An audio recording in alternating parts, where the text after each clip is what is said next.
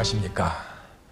종교개혁 2부 하나님이 글을 쓰셨다 하는 내용으로 말씀을 드리고자 합니다.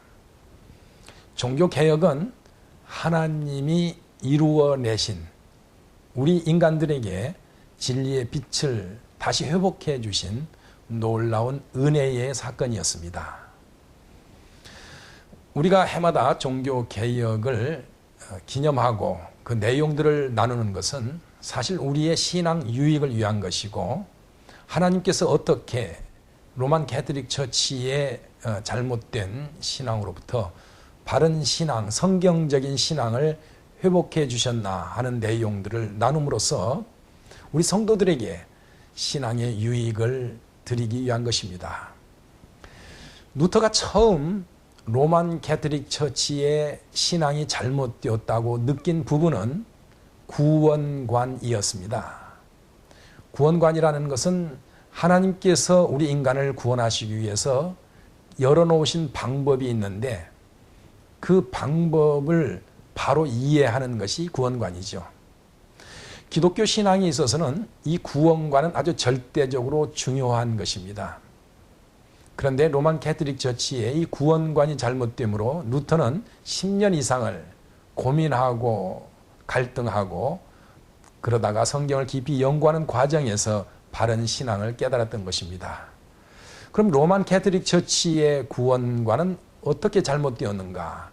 성경의 구원관과 한번 비교를 해보겠습니다. 로만 캐톨릭 처치의 구원관은 사람이 구원을 받으려면 먼저 자기가 열심히 신심으로 신앙생활을 하고, 두 번째는 자기가 열심으로 선행을 해서 공로를 쌓아야 한다고 가르칩니다.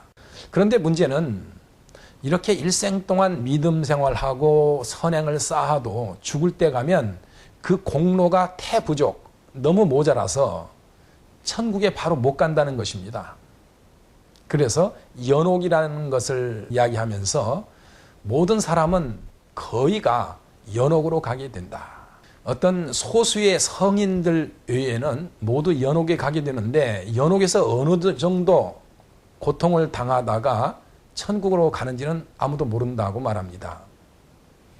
연옥에서 고통의 그 뜨거운 불길은 지옥 불길만큼 뜨겁다고 또 그렇게 가르칩니다. 그러므로 성도들은 구원의 확신을 가질 수가 없습니다. 또 천주교 로만 캐톨릭 처치에 다니는 사람이라 할지라도 아직 구원받은 건 아니라는 것을 전제로 하고 있는 것입니다. 그들이 공로를 쌓아야 하니까요. 믿음이 있다 해도. 그리고 공로를 쌓아도 결국에 가서는 부족해서 연옥에 가야 한다. 그래서 또 이렇게 가르칩니다. 자손들은 부모가 연옥에 있을 테니까 부모의 이름으로 돈을 주고 미사를 사서 미사를 드려라. 그렇게 해서 또 미사를 드립니다. 그래서 로만 캐톨릭 처치의 신앙은 한마디로 애매하고 모호하고 답이 없는 신앙입니다. 그런데 성경에서 가르치기는 로마서나 갈라디아서에서 우리에게 가르쳐주는 내용은 구원은 하나님께서 주관하셔서 하셨고 한 번에 하셨다고 가르쳐줍니다. 여러분 잘 아시는 것처럼 하나님께서 예수 그리스도 구원자를 보내주셔서 십자가에서 우리 죄를 대속해 주셨죠. 그런데 문제는 이 십자가의 대속을 사람들이 잘 못 믿죠. 믿어지지 않죠. 이성으로는 잘 안 믿어지죠. 그러니까 하나님께서 성령을 보내주셔가지고 사람들 마음속에 빛을 비춰주십니다. 빛을 비춰주신다는 말씀은 우리 마음이 이해하도록, 영적으로 이해하도록 우리를 이해시켜 주는 걸 말합니다. 그래서 마음속에서 이해가 되어지는 거예요. 그래서 이 성경적인 기독교 신앙은 믿어지는 믿음입니다. 내가 믿어야지 하고 이 신심을 강하게 가지고 믿습니다 하고 나가는 게 아니고요. 그 영적인 사실이, 하나님이 하신 사실이 믿어져서 부정할 수 없는 그 믿음이 생기는 것이죠. 이게 진짜 믿음입니다. 그래서 이 믿음으로 예수 그리스도를 믿고 십자가를 믿고 하는 것을 하나님께서는 그 사람을 의롭다고 여기시는 거죠. 그 사람은 아직 아무 공로가 없지만 예수님의 그 공로로 인해서 하나님이 인정을 해주시는 이런 스타일의 구원이 바로 성경에서 우리에게 가르쳐 주시는 겁니다. 그래서 이게 복음이죠. 복음이에요. 내가 노력으로 애써서 힘써서 공로를 쌓아서 되는 게 아니고 하나님이 주신 기쁜 소식입니다. 그래서 이 성경적인 믿음을 가진 사람들은 이 구원을 받고 나면 마음에 기쁨이 넘칩니다. 마음속 깊은 곳에서부터 평강이 느껴져요. 기쁨과 감사가 넘쳐지고 그래서 기쁨으로 신앙생활을 하게 되는 것이죠. 누턴은 이 로만 캐톨릭 처치의 구원관 속에서 갈등하고 확신이 없어서 고민하고 하다가 드디어 수도원에 들어가고 수도원에서 고행을 해보기도 하고 또 신학을 공부하면서 박사과정까지 공부해서 박사가 되고 그래서 또한 대학에서 성경을 가르치고 이런 과정에서 성경을 통해서 기독교의 하나님이 인간에게 열어놓으신 구원의 방법은 이것이구나. 성경에서는 이렇게 가르치고 있구나를 확실하게 깨달은 것이죠. 그는 그때부터 기쁨이 넘치고 그리고 담대함과 확신이 생겼죠. 그가 이제 이렇게 깨달은 기쁨을 가지고 로마서를 강의하고 갈라디아서를 강의하고 시편을 강의하고 이렇게 하면서 후진들을 양성하고 바른 신앙으로 로만 캐톨릭 처치가 회복되기를 그렇게 소망하고 있었습니다. 그러는 중에 사건이 터졌습니다. 바로 로만 캐톨릭 처치의 대주교라는 사람이 면죄부를 판매하고 있었던 것입니다. 그 사람 이름은 알베르트라고 하는 사람인데 그 사람은 대주교가 될 때 돈으로 그 주교직을 샀습니다. 그때 돈을 빌려서 산 것이죠. 그러므로 그 빚을 갚기 위해서 로만 캐톨릭 처치의 교황하고 이 알베르트가 서로 상의를 해가지고 교황의 이름으로 면죄부를 팔도록 그렇게 결정을 한 겁니다. 면죄부를 판 그 금액의 반절은 로마 교황한테 보내고 반절은 알베르트가 가져가서 그 자기의 빚을 갚는 데 사용한 것입니다. 물론 그 구체적인 사실은 그 당시는 몰랐죠. 그 당시는 모르고 나중에 이제 역사가들이 자료들을 이렇게 뒤적이면서 찾아낸 것인데 그 자세한 내막은 몰랐어도 면죄부를 교황의 사인으로 종이 한 장으로 죄를 면해준다는 그 면죄부를 판다는 자체가 성경에서는 아주 없는 내용이거든요. 그래서 루터가 그걸 보고 참을 수가 없었습니다. 루터는 그때의 심정을 이렇게 말하고 있습니다. 설교자로서, 목사로서, 교수로서 이런 일을 비판하고 거부하는 것은 자신의 의무이다. 이런 것을 보고도 잠잠하는 것은 자신의 양심과 자신의 신학을 배신하는 것이다. 이렇게 느꼈었습니다. 그래서 루터는 이제 사람들에게 이 문제를 놓고 우리가 토론회를 갖자. 토론을 한번 해보자. 성경에 나와 있는 내용을 가지고 토론하자. 이렇게 하면서 95개 조항의 그 토론 논제를 써가지고 비텐베르크 그 성 안에 있는 그 교회의 정문에 붙입니다. 당시에는 보통 학자들이 어떤 대토론회를 하자고 하면 그 토론의 논제를 그렇게 붙이는 습관이 있었습니다. 한 분은 그렇게 붙이고 또 한 분은 면죄부를 파는 당사자인 알베르트에게 보냅니다. 알베르트는 또 이것을 교황에게 보내게 되고요.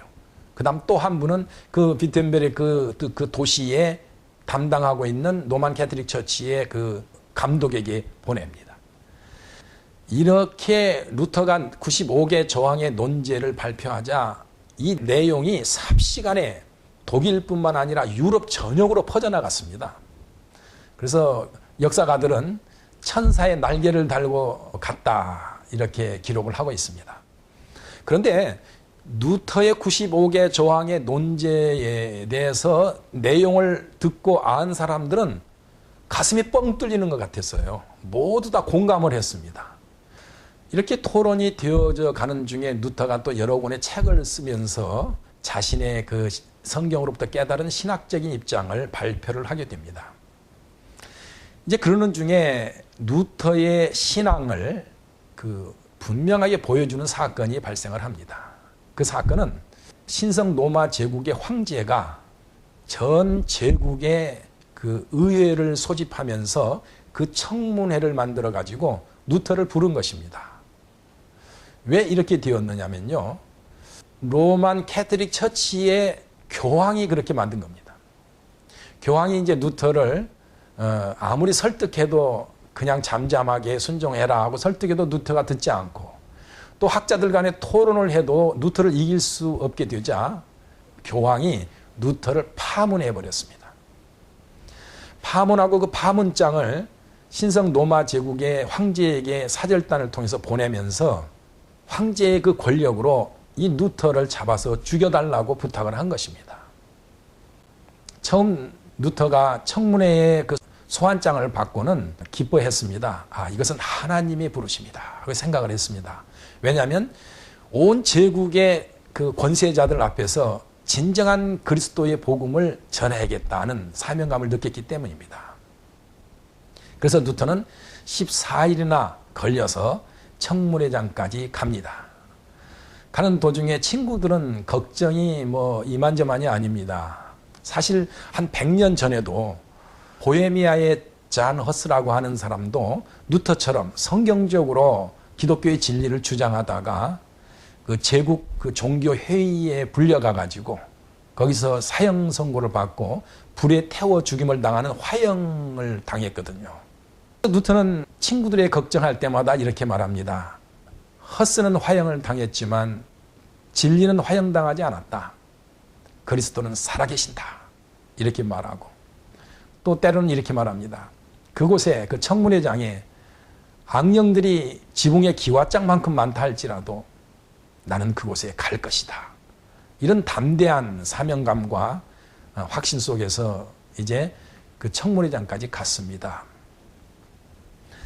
그런데 청문회장 회의장 안으로 루터가 들어가자마자 루터는 그만 그 분위기에 압도되어서 아주 기절할 지경이 되었습니다. 그 앞에는 제국의 황제가 앉아있고 각 나라에서 온 왕들과 사절단들과 그들의 그 휘황찬란한 의상들, 또 아주 삼엄한 경비병들, 로만 캐톨릭 처치의 고위 성직자들이 많이 와서 앉아있고 아주 위엄과 그 장엄함이 숨이 막힐 지경입니다. 근데 루터는 그 수도사의 그 아주 소박한 가운을 하나 입고 있고 참으로 시골의 가련한 청년처럼 보였습니다. 그들의 묻는 말에 루터가 대답할 때는 목소리가 모기 소리만큼 작았다고 합니다. 또 그 안에서 루터를 본 어떤 사람은 기록하기를 루터는 곧 그 자리에서 폭삭 무너질 것 같이 보였다 하고 기록하고 있습니다. 이 청문회장에는 로만 캐톨릭 처치에서 보낸 대표가 루터에게 질문을 합니다. 그 질문할 때는 제국의 황제의 이름으로 묻노라 하면서 질문을 합니다. 그러면서 그 루터 앞에 펼쳐놓은 루터가 그동안 썼던 책들을 보면서 이 책들을 모두 내가 썼느냐 하고 묻습니다. 루터가 그렇다고 대답하자 너는 이 책들의 내용을 취소하겠느냐 하고 묻습니다. 루터는 정말 떨고 있었고 그 질문에 대한 대답을 하기가 곤란했습니다. 대답 어떻게 하느냐에 따라서 죽고 사는 문제이죠. 이 책의 내용을 취소하겠느냐고 물을 때 루터는 망설이다가 이렇게 요청을 합니다.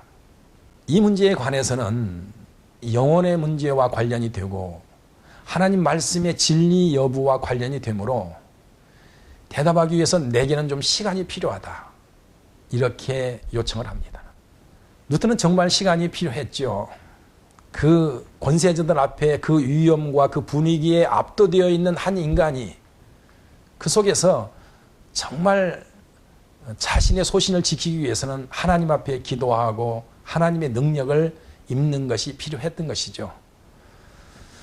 이제 루터는 하루의 허락을 받아가지고 숙소로 돌아갑니다. 그 숙소로 돌아가서 하나님 앞에 울면서 기도를 올립니다. 그 기도 내용을 옆방에서 친구들이 루터의 그 울부짖으며 기도하는 소리를 듣고 그 기록하고 메모한 것을 그 후손에게 전달해 준 그 기록이 남아 있습니다. 그 내용을 좀 읽어드리겠습니다. 오 하나님, 전능하시고 영원하신 하나님, 이 세상은 너무나 끔찍스럽습니다. 이 세상이 입을 벌리고 나를 삼키려고 하는데 주님을 믿는 나의 믿음이 너무나도 작습니다. 육신은 어찌 이리도 약한지, 그리고 사탄은 어찌 그리도 강한지요. 만일 나의 의지할 것이 오직 이 세상의 힘뿐이라면 모든 것이 끝입니다. 오 하나님, 오 하나님, 오 하나님, 나를 대적하는 세상의 모든 지혜로부터 나를 도우시옵소서, 도우시옵소서. 하나님이 이것을 하셔야 합니다. 하나님께서. 이것은 내 일이 아니라 하나님의 일이기 때문입니다.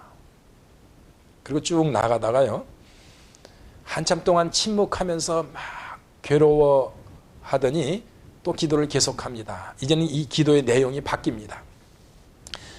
주님 어디에 계십니까? 오 하나님 어디에 계십니까? 오십시오, 오십시오.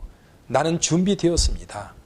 하나님의 진리를 위해서 내 생명을 내려놓을 준비가 되었습니다. 잠잠한 어린 양같이.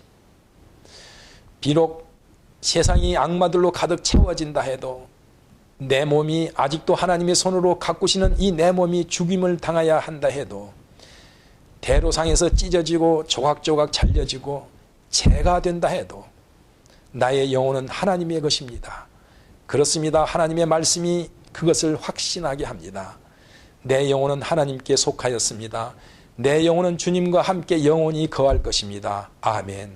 오 하나님, 나를 도와주옵소서. 아멘.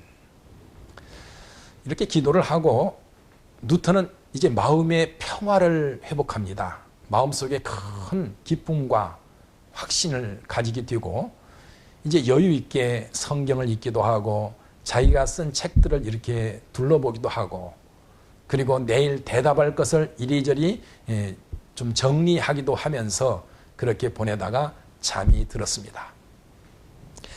그 이튿날이었습니다. 누턴은 정말 당당하고 기품 있는 자세로 청문회장을 향해 갑니다.